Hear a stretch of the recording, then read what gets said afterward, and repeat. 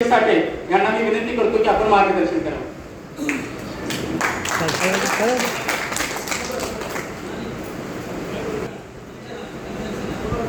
तेलंगणा राज्यातील आदिलाबाद जिल्हा आणि हुतनूर या गावामध्ये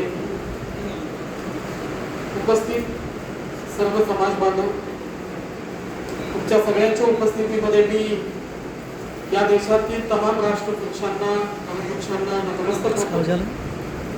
या विचार मंचावर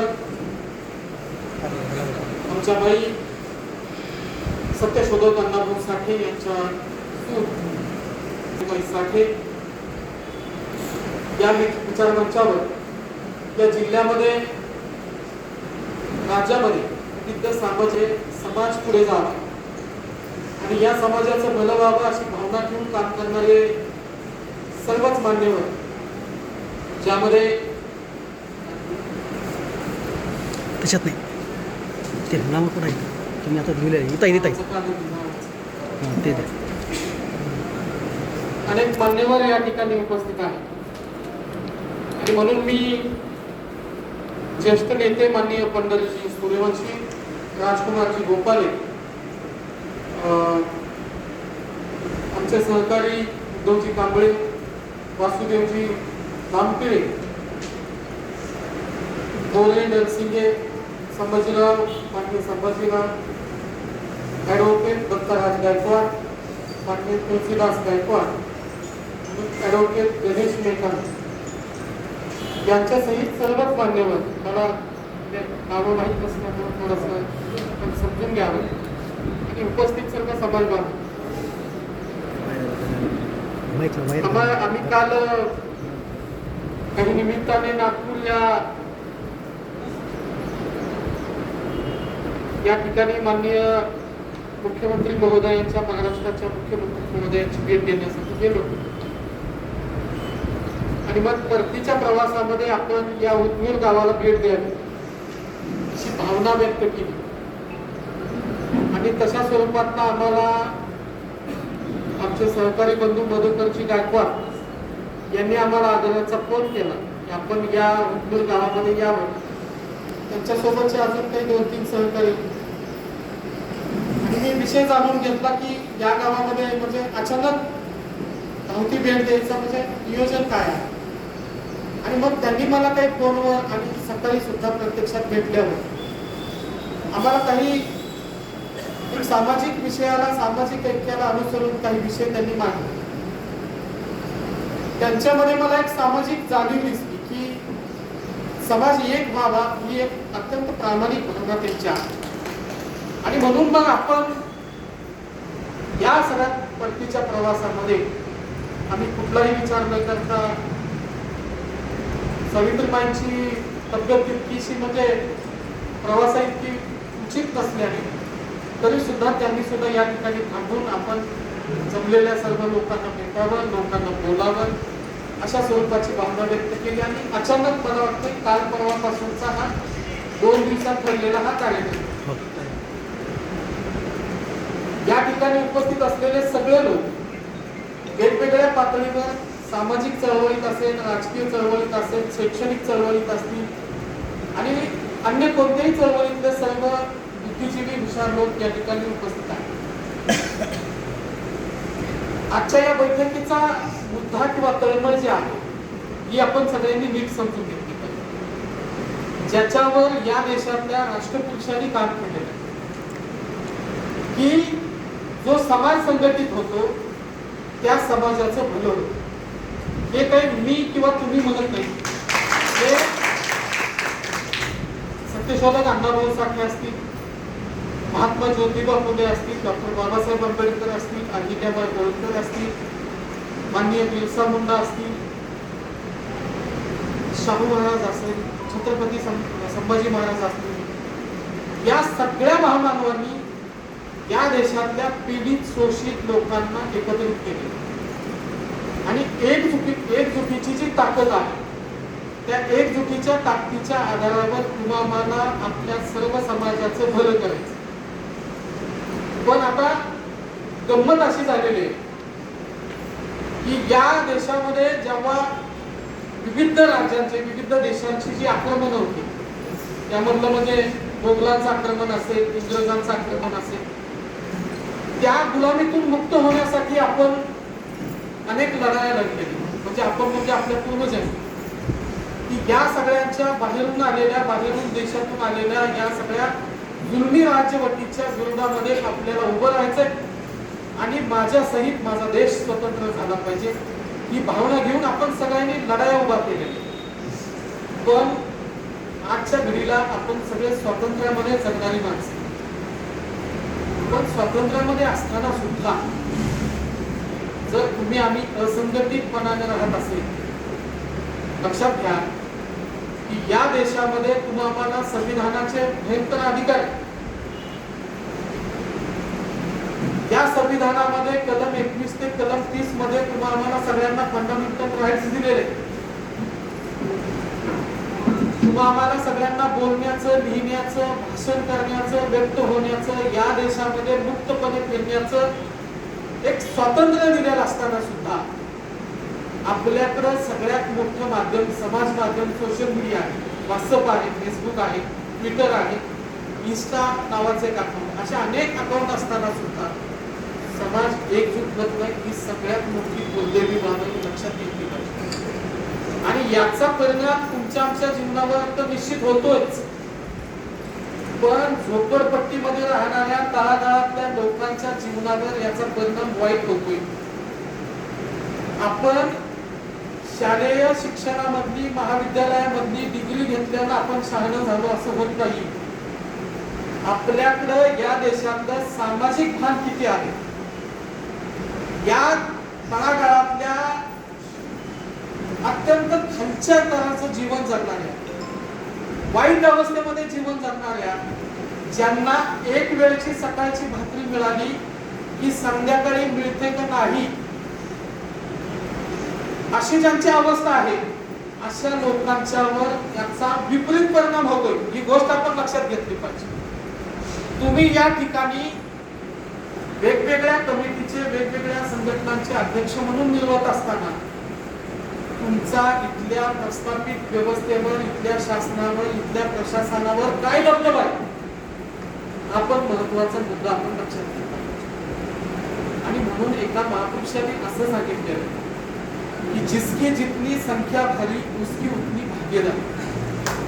आणि जो समाज त्याची एकजुटीनं संघटन दाखवतो, त्याची ताकद दाखवतो, त्या समाजाला इथली शासन व्यवस्था घाबरते आणि ती शासन व्यवस्था त्याला त्याचा अधिकार प्राप्त करून देण्यासाठी तयार होत असते.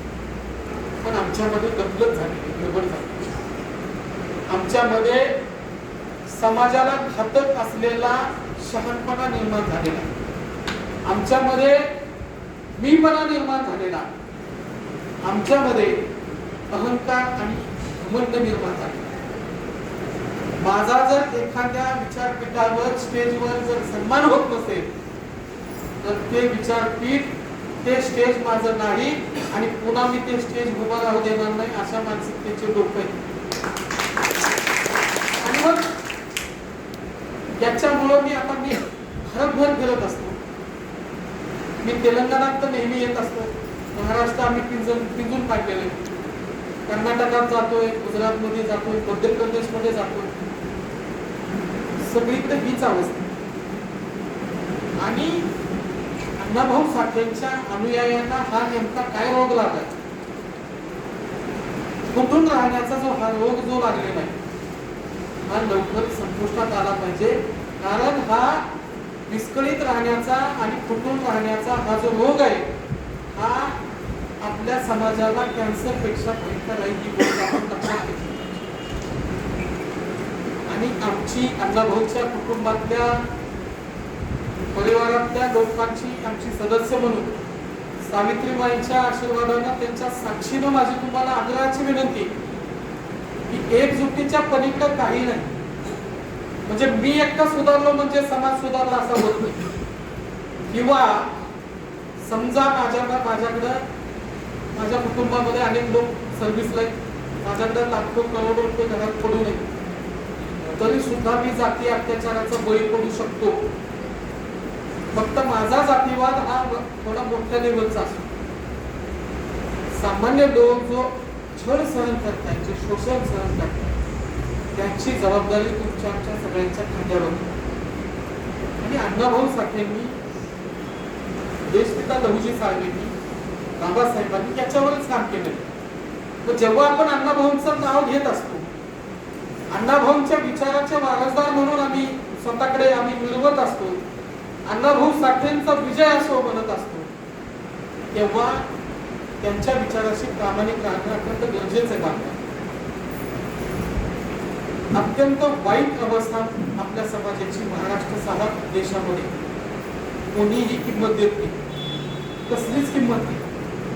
पण आपल्यातला आमदार असो, खासदार असो, मंत्री असो, त्याला सुद्धा किंमत नाही. मागे एका आमच्या महाराष्ट्रातल्या एका आमदाराला मी त्यांना म्हणलं की आपल्या एका मुलाचं तुमच्या पक्षातल्या एका वरिष्ठाच्या संस्थेमध्ये, शालेय संस्थेमध्ये, कॉलेजमध्ये लॉचं ॲडव्होकेट होण्याचं LLBचं ऍडमिशन करून द्यायला सांगितलं. त्यानं मला सांगितलं की तो पण आमदार आहे, त्याच्या पक्षातला तो मोठा व्यक्ती वरिष्ठ आमदारच आहे आणि हा आपला माणूस सुद्धा आमदारच आहे. दोघंही विधिमंडळातले, विधानसभेतले सदस्य आहेत, म्हणजे सम आहेत ते, सारखे. असं असताना सुद्धा आमदाराला त्याला वोट लावण्याचं धाडस होतं. पुन्हा कसा बसा तरी मी आग्रह केल्यानंतर त्यांनी त्यांना फोन लावला.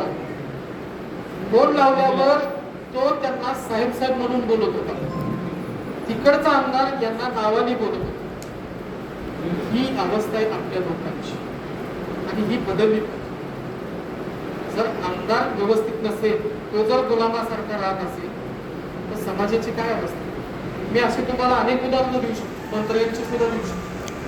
मंत्र्यांना कागदावर लिहून दिले जातात दिवसभरात तुम्ही काय कामं करायची, कुणाचा प्रकल्प, कुणाची योजना मंजूर करायची, हे लिहून दिलं जातं.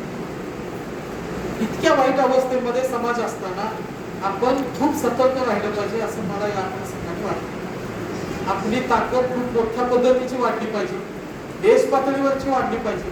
आपला आमदार जेव्हा उभा राहील, आपल्या समाजातला कुठलाही व्यक्ती संघटनेचा जेव्हा उभा राहील, तेव्हा त्याला प्रशासनानं घाबरलं पाहिजे, त्याची दखल घेतली पाहिजे, त्याची नोंद घेतली पाहिजे. आपल्या समाजाचे अनेक प्रश्न अनेक वर्षापासून, आता तेलंगणामध्ये अवकड वर्गीकरणाचा मुद्दा संपुष्टात आलेला आहे, महाराष्ट्रामध्ये संपलेला नाही. असे अनेक प्रश्न आहेत आणि आपल्या मागण्या सुद्धा तुम्ही लक्षात घ्या. अवकड हा तुमच्या इकडचा विषय संपला, आमच्या इकडे आहे तसंच. अवकडचा एक मुद्दा आहे, अण्णाभाऊ साठेंना भारतरत्न पुरस्कार मिळाला पाहिजे. काही लोकांच्या गायरान जमिनीचा विषय आणि जाती अत्याचारातून आम्ही मुक्त झालो पाहिजे. जो कोणी आमच्यावर जाती अत्याचार करेल त्याच्यावर कायद्याच्या अंतर्गत अॅट्रॉसिटी ऍक्टनुसार कडक गुन्हा झाला पाहिजे, एवढंच मागणी. असं तुम्ही पाठीमागे जर आंदोलन शोधत गेला गेल्या 40-50 वर्ष, म्हणजे देश स्वातंत्र्य झाल्यापासून जी काही आंदोलनं आपल्या समाजामध्ये उभी राहिली, त्या आंदोलनामध्ये जर तुम्ही शोधलं, याच मागणी.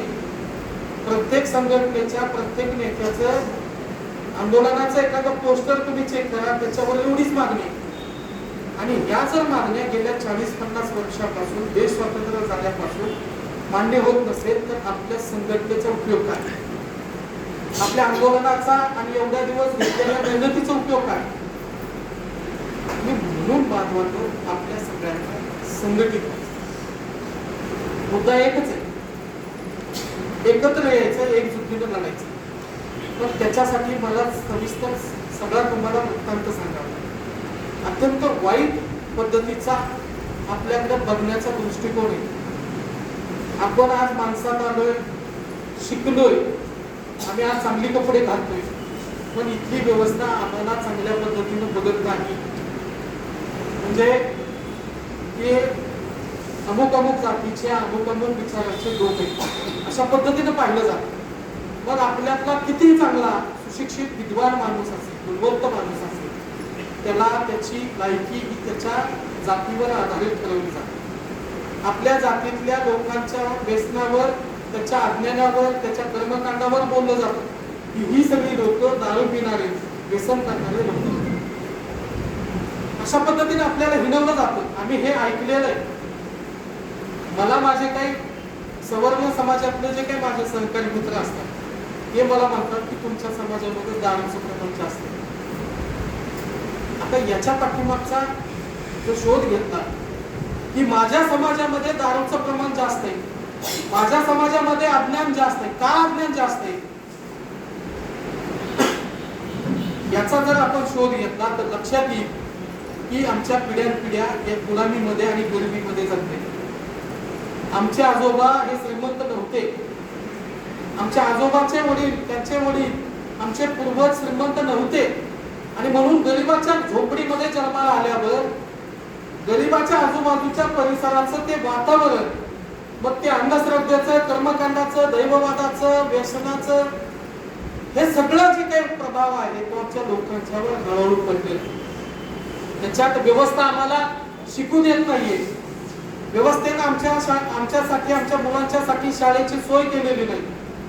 आणि जर आम्हाला उच्च शिक्षण घ्यायचं असेल, हायर एज्युकेशन मध्ये जायचं असेल तर तिथं भाड्या मोठ्या फीज यायच्या आम्ही भरू शकत नाही. अशा या व्यवस्थेमध्ये आपला समाज सुधारायला फार वेळ लागले. पण संविधानिक अधिकारातून आज आपली थोडी थोडी लोक सुधारत आहेत. पण इथल्या श्रीमंतांना तुम्ही आम्ही गरिबीतून मुक्त व्हावं असं अजिबात वाटत नाही. कारण श्रीमंताला माहित आहे की मला कायम आणि कायम श्रीमंत या स्टेजवर जर राहायचं असेल तर या सगळ्या गरीब लोकांना कायमचं गरीब ठेवावं लागेल. आणि मग हे कायमचे गरीब कसे राहतील लोक, तर यांच्यामध्ये फूट पाडायची, या लोकांच्या मध्ये वाद लावून टाकायचा. जर आम्ही 10 लोक एकत्र जमलो असेल तर आमच्यातल्या एकाला शोधायचा, निवडायचा, त्याला बाजूला घ्यायचं, त्याला 4 पैसे द्यायचे आणि तू कशाला त्याच्या नेतृत्वाखाली काम करतोय, तू जास्त हुशार आहे, तू नेता. अशा पद्धतीचे डाव आपल्या समाजामध्ये उभे केले आणि आपण त्यांना बळी पडलो. आज तुम्ही आम्ही जर ठरवलं, विचार केला, आपला शत्रू व्यवस्था नाही, आपली भांडणं तिकडं नाहीतच.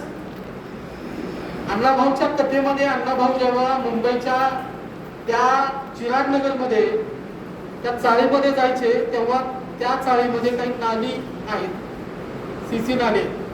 त्या नालीमध्ये उंदरं भयंकर आहेत, मोठी मोठी उंदरं आहेत.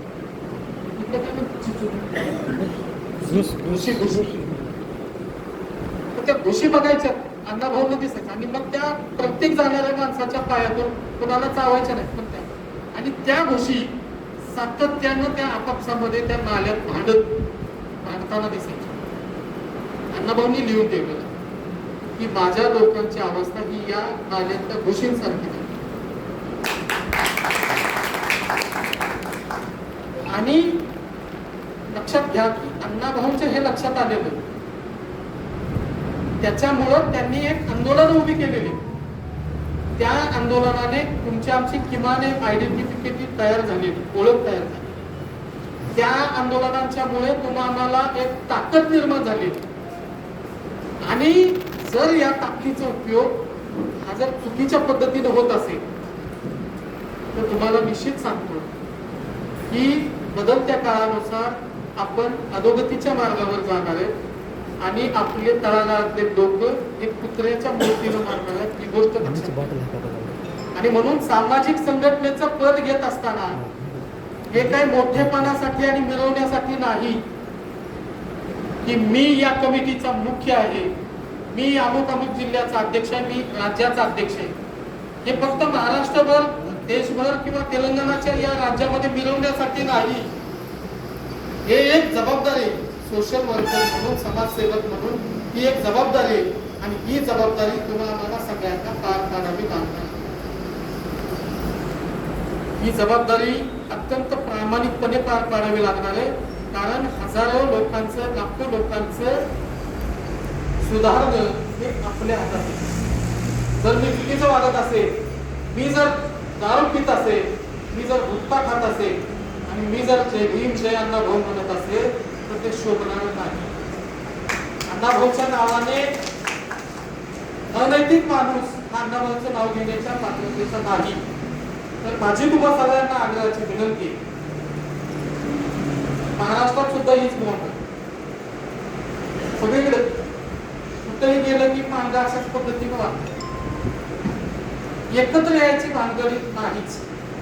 त्याला लय अक्कल आहे का, त्याला लय कळते का, तो लय शहाणा झालाय का, मला जास्त कळत. मी पण नावं ठेवताना सुद्धा स्वतःला वगळून समाजाला नावं ठेवतो. मला बरेच जण सांगतात आपला समाज लय नालाय, माझ्या सहित समाज लय नालाय का असं तुम्ही म्हणतो. ते स्वतःला एकट्याला वगळतोय आणि समाजाला नावं ठेवतोय. गोरगरीब लोक आहेत, आंदोलनाला यायला पैसे नाही, मोर्चाला त्यांना यायला पैसे नाही. जेव्हा त्यांना 10 वेळेस सांगावं लागतंय की हे आंदोलन अशासाठी आहे, हे तुमच्या फायद्यासाठी आहे, त्यामुळे तुम्ही त्या ठिकाणी या, तेव्हा बिचारे कसे बसे त्यांच्या एकूण त्या सगळ्या कामाला जाण्याच्या मजुरीच्याच एक दिवस खडा करून त्या दिवशी ती येतात. गरीब लोक आहेत, या लोकांना हात देण्याची जबाबदारी आपल्या सगळ्यांची. या लोकांना पुढे घेऊन जाण्याची जबाबदारी आपल्याकडे आणि ते काम आपण सगळ्यांनी मिळून उभं केलं पाहिजे. अण्णाभाऊ साठेंचा पूर्ण परिवार कायम आम्ही तुमच्या सोबत, कायम आणि कायम सावित्रीबाईंचा आशीर्वाद तुमच्या सोबत आहे.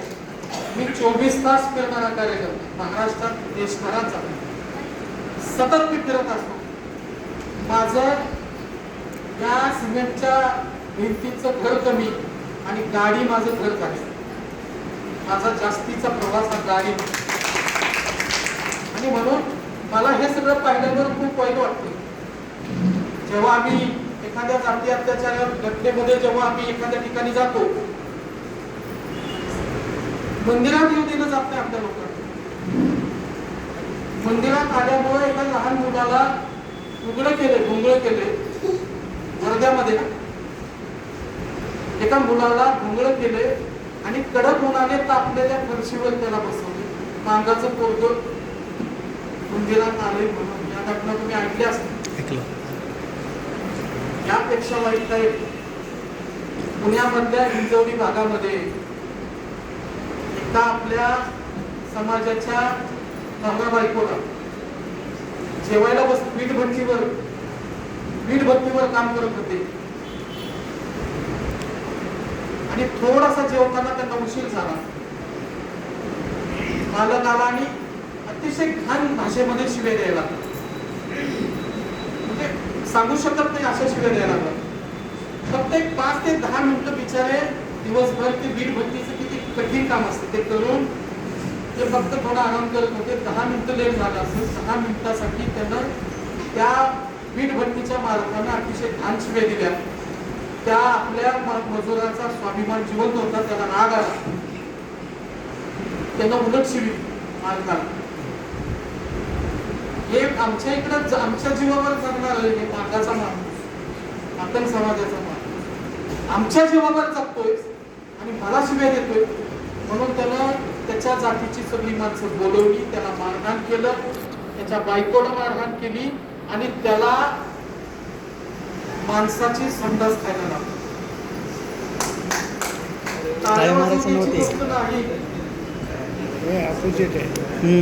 तुमच्या लक्षात आलेलं नाही, टाळ्या वाजवणारी गोष्ट नाही. आपल्या मातंग समाजाच्या माणसाला संडास खायला लावली, मानवी विष्ठा खायला लावली. विचार करा की महाराष्ट्रातला तो मातंग असो किंवा तेलंगणातला असो, टीव्ही मध्ये बातम्या काय होत्या की मातंग समाजाच्या व्यक्तीला मानवी विष्ठा खायला लावली. मातंग समाज म्हणजे आपण सगळे आलो, तो व्यक्त नाहीये त्याच्यामध्ये. ही परिस्थिती आपल्या सगळ्यांना बदलायची. त्याला एकट्यानं विष्ठा नाही खाल्लेली मात्र त्या जातीवाद्यानं आम्हाला सगळ्यांना ती विष्ठा खायला लावली. आणि म्हणून अशा या सगळ्यांना धडा शिकवायचा असेल तर आपलं सामाजिक ऐक्य आपण जपलं पाहिजे, शहाणं झालं पाहिजे. जर कुठेतरी समाजाचं भलं होत असेल तर मी एक पाऊल मागं घेतलं पाहिजे. मला आता इथं आलो आपण, मी बसलो, सावित्रीबाईंचा सत्कार झाला, मी पुढचे सगळे सत्कार बंद केले.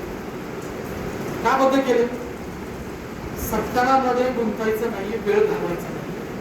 विचाराची लढाई आहे आणि इतर विचाराची देवाणघेवाण झाली, तर विचार केले गेले पाहिजे. मला वाटलं पाहिजे ना माझा मी सत्कार झाला, मी अण्णाभाऊचा वारसदार. सत्काराच्या पात्रतेची माणसं आपण अजून नाही.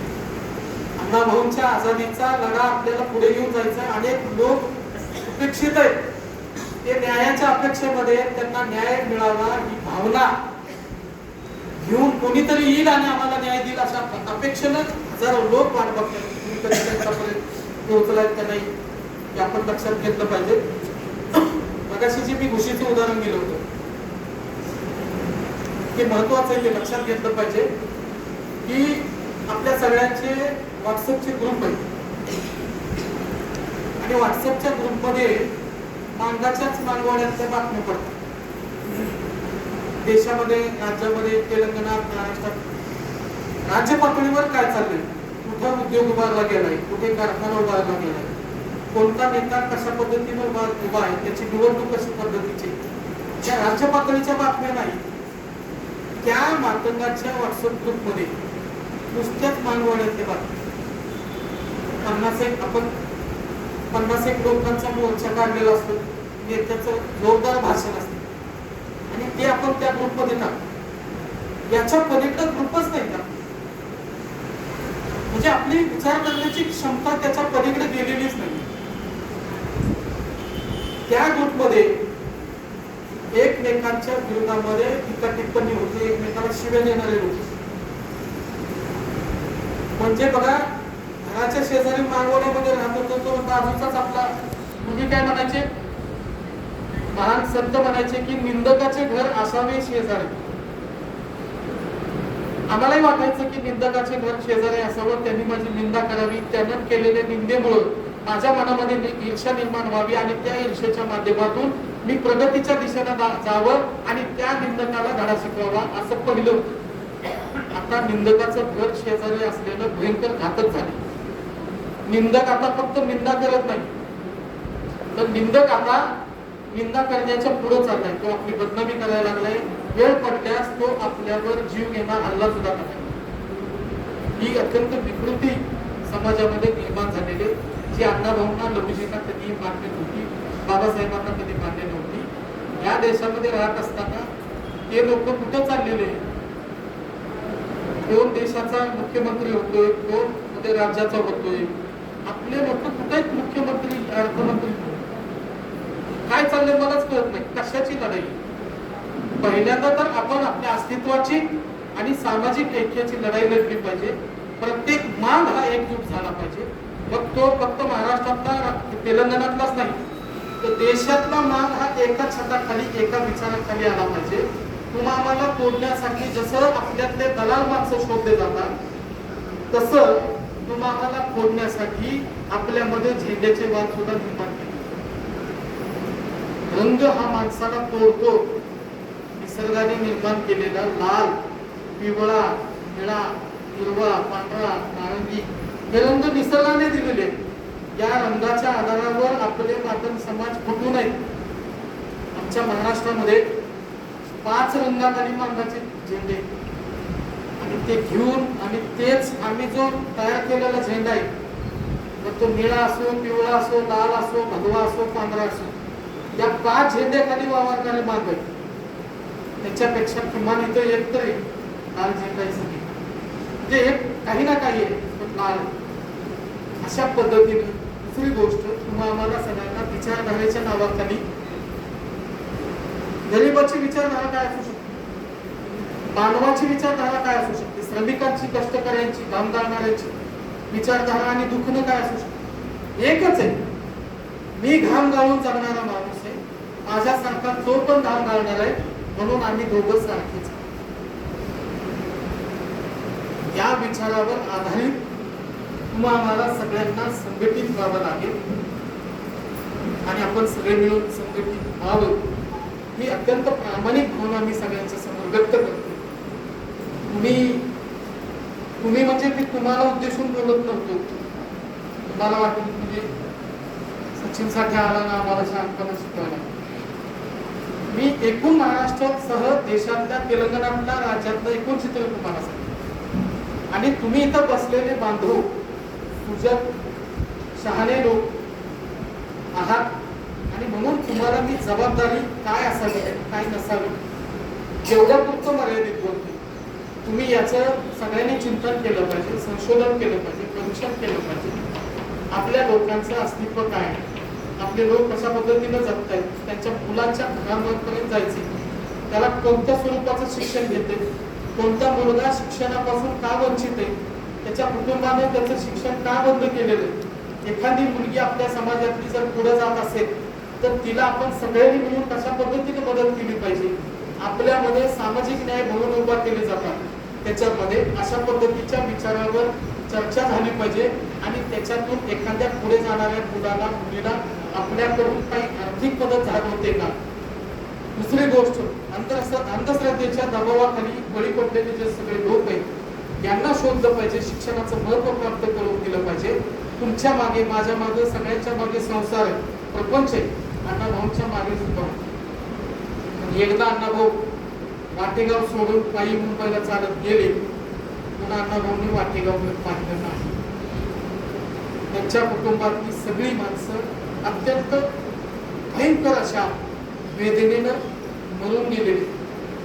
अण्णाभाऊंची आई वालूबाई, अण्णाभाऊंचे वडील, अण्णाभाऊंची पत्नी कोंडाबाई साठे तुम्हाला माहिती आहे. अण्णाभाऊंची पत्नी त्या मातीच्या भिंतीमध्ये, म्हणजे मातीचं घर आहे, वर कसं बसत उसाचा पाला टाकलेला आहे, त्याच्यातून पाणी गळते. ज्या ठिकाणी पाणी गळत नाही तिथं चूल ठेवायची आणि तिथं कसं बसत मुलांना जपायचं. अशा स्वरूपामध्ये जगणारी अण्णाभाऊंची पत्नी तुम्हाला माहित आहे का. तिनं कधीही अण्णाभाऊवर तक्रार केली नाही की माझा नवरा मला अशा अवस्थेमध्ये इथं टाकून मुंबईला एकटा राहतोय. तिनं कधीच तक्रार केली नाही, तर तिनं उलट अण्णाभाऊंच्या बद्दल अभिमान सांगितला की माझा नवरा माझ्यासारख्या तमाम या देशातल्या उपेक्षितांना, कष्टकऱ्यांना न्याय देण्यासाठी या देशातली, जगातली सगळ्यात मोठ्या मुंबईच्या राजधानीमध्ये सामाजिक चळवळ उभा करतोय याचं तिनं भान ठेवलं, अभिमान बाळगला आणि अण्णाभाऊंच्या त्या संसार गाड्यामधला, अण्णाभाऊंच्या घरातला तो दिवा विझू दिला नाही. ही गोष्ट आपण लक्षात घेतली पाहिजे. या कोंडामाईवर पुढे जाऊन काय परिस्थिती आली, या कोंडामाईवर तुम्हाला कधी वाचले का तुम्ही. या कोंडामाई एका मोठ्या भल्या मोठ्या पावसामध्ये एका खिडकीच्या कडेला बसल्या होत्या. खिडकी तुटलेली होती, त्या खिडकीतून कडकडणारी भयंकर वीज आली आणि कोंडामाईच्या अंगावर पडली. तडफडून कोंडामाई तिथं मरून पडली होती 2 दिवस. कुणालाही माहित नव्हतं. पूर्वीच्या काळामध्ये पाऊस भयंकर, आज बी आमच्या पश्चिम महाराष्ट्रामध्ये पाऊस मोठा असतो. 2 दिवस कोंडाबाई तडफडून पडलेली. कुणालाही माहित नाही, स्वतःच्या नवऱ्याला म्हणजे अण्णाभाऊ साठेंना सुद्धा माहित नव्हतं. ही गोष्ट आपण सगळ्यांनी लक्षात घेतली पाहिजे. त्यांच्यानंतर त्यांच्या मुलाचे मधुकर साठेंची हालत तुम्ही सगळ्यांनी बघायला पाहिजे. आज सावित्रीबाई इथं बसलेले, यांनी त्यांच्या घरामध्ये पुन्हा तो भिजलेला दिवा पेटवण्याचं काम केलं. आम्हाला सगळ्या गावाची धुणीभांडी करून आज आम्हाला चांगले दिवस आणण्याचं काम सावित्रीबाईंनी केले. पण त्यांनी कधी कंप्लेंट केलेली नाही, त्यांना कधी मान सन्मानाची गरज नाही. या ठिकाणी अण्णाभाऊ साठेंची सून असून सुद्धा देशामध्ये अण्णाभाऊचं नाव आहे, जगाच्या पटलावर अण्णाभाऊचं नाव आहे. त्यांनी या गुतनूर गावामध्ये मधुकर गायकवाडने आम्हाला बोलवले आणि म्हणून 50च लोक आहेत म्हणून तिथे कशाला जावं अशी अपेक्षा व्यक्त केली नाही, त्या इथपर्यंत आले. हा जो काही म्हणजे समजून घेणाऱ्या ज्या भावना आहेत, जसं अण्णाभाऊच्या पत्नीने अण्णाभाऊला समजून घेतलं, त्याच्यानंतर त्या परिस्थितीला त्यांच्या मुलाने एक्सेप्ट केलं. सावित्रीबाईंनी आम्हाला त्या परिस्थितीला समजून घेतलं, आपल्या लोकांना दोष दिले नाही. एवढं मोठं नाव असताना सुद्धा त्यांचं उभं आयुष्य कष्टात गेलं. आत्ता कुठेतरी आम्हाला चांगले दिवस आहेत, आत्ताच थोडेसे दिवस, म्हणजे त्याला आम्ही चांगलं म्हणत नाही, पण आम्ही महाराष्ट्रावर देशभर फिरतो, तेलंगणा सारख्या राज्यामध्ये येतो, कर्नाटकात जातो, जिथं जाईल तिथं आमचं मोठं स्वागत होतं. मंत्र्यांच्या पलीकडे आमचं कौतुक होतं की अण्णाभाऊंनी दिलेलं मोठे पद आज सावित्रीबाईंनी आमच्या गळ्यामध्ये टाकले. हे फार मोठं आहे आमच्यासाठी. याच्यापेक्षा जास्त आम्हाला काही मिळावं ही अपेक्षा नाही. आमची आजच्या घडीला हीच भावना आहे की जो समाज अण्णाभाऊंनी एकत्र केला होता तो समाज या 21व्या शतकामध्ये एवढ्या सुविधा असताना अण्णाभाऊंच्याकडे काय होतं त्यावेळेला? फेसबुक होतं, व्हॉट्सअप होतं, ना पैसे होते, ना गाड्या होत्या. आता आपल्याकडे गाडे, फेसबुक आहे, तुमची आजची एक बातमी तुम्ही इथं टाकली तर जगभरात जाते. त्या काळामध्ये तर अण्णाभाऊंच्याकडे काय नव्हतं, फक्त हलगीचा डब होता आणि डबावर थाप मारून व्यवस्था हलवण्याची ताकद अण्णाभाऊंसहित त्यांच्या सोबतच्या सहकार्यांकडे होती. आज आपल्याकडे सगळं असून सुद्धा आपण हलवू शकत नाही व्यवस्था पुन्हा आम्हाला त्यांच्या इशाऱ्यावर नाचवते, झिजवत्या, तुमचं शोषण करते, तुमच्यातल्या महिलांना तिचं इज्जतीवर हात टाकते, आपल्या तरुणांचे खून होते, हासाव लटकवलं जाते, त्यांना तुकडे केले जातात. याच्यापेक्षा वाईट जीवन काही नाही. तुम्हाला असं या माध्यमातून एवढं सांगतो की आपला लढा अजून संपलेला नाही, तो आपल्या सगळ्यांना पुढे घेऊन जायचे. म्हणून मी सगळ्या मान्यवरांचं या ठिकाणी उपस्थित सगळ्या माझ्या भगिनी समाज बांधवांचे मनापासून आभार मानतो. आपण आम्हाला या ठिकाणी बोलवलं, माझ्या सन्माननीय ताईंचा, कुटुंबाचा आदर सन्मान केला. आपली लढाई आणि आपलं जे ऐक्य, तुमचं आणि अण्णाभाऊच्या घराचं ऐक्य हे विचारांचं ऐक्य असलं पाहिजे. आम्ही वारसदार म्हणून तुम्ही आम्हाला बोलवलं, यापेक्षा आपण एका विचाराचे लोक आहेत आणि आपण एका लढाईमध्ये एकत्र आलेले लोक आहेत, अशा भावनेनं आपण आपल्या सोबत राहूया. मी तर कायम तुमच्या सोबत आहे, कोणत्याही संकटात अडचणीत सोबत आहे, हा विश्वास या निमित्तानं देतो. आणि आजच्या या सामाजिक ऐक्य निर्माण होण्यासाठी ज्या आयोजकांनी, भांडरांनी जी बैठक आयोजित केली, त्या सगळ्यांचं, मधुकर गायकवाड आणि त्यांचे सगळे सहकारी, मला या दोघांचं नाव लक्षात,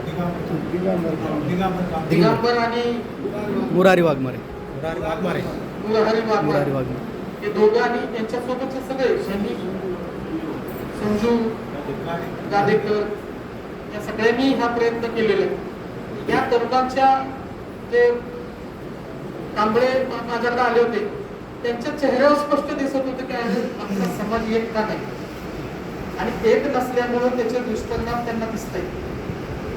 आणि मग त्यांना ती तळमळ किंवा त्या वेदना मला त्यांच्या चेहऱ्यावर सकाळी दिसत होत्या. आम्ही जेवताना बोलत होतो की अशा या तरुणांना जे काही वाटतं त्यांचं हे स्वप्न पूर्ण व्हावं, यासाठी आम्ही इथं थांबतो. तर माझी आपल्या सगळ्यांना विनंती की आपण सगळे मिळून सामाजिक ऐक्यावर भर देऊया आणि अण्णाभाऊच्या खऱ्या विचाराचे वारसदार होऊया. आम्ही अण्णाभाऊच्या रक्ताचे वारसदार आहेत, पण तुम्ही अण्णाभाऊच्या विचाराचे वारसदार. आणि विचाराचा वारसदार म्हणजे बुद्धिजीवी, बुद्धिमान असतो. आणि बुद्धिमान माणसं जर येड्यागत करत असतील तर समाज तर मातीत जाईलच, पण अण्णाभाऊंचं नाव सुद्धा खत्म होईल. हा गोष्ट आपण सगळ्यांनी लक्षात घेऊया. आणि पुन्हा एकदा आपल्या सगळ्यांचं मनापासून आभार मानतो, धन्यवाद देतो. सन्माननीय विचारपीठाचं मान्यवरांचा आभार मानतो. आम्हाला पुढे लांब जायचंय, त्यामुळं आपण पुढच्या चर्चेला थांबायला पाहिजे आणि वाद नाही झाले पाहिजे. कुणाचं नाव राहिलं, कुणाचा सत्ता राहिला म्हणून भांडणं अत्यंत हलतुगिरी सगळी हे थांबली पाहिजे. एवढ्या अपेक्षा करतो आणि थांबतो. धन्यवाद. जय लवजी, जय अण्णाभाऊ, जय भीम, जय भारत.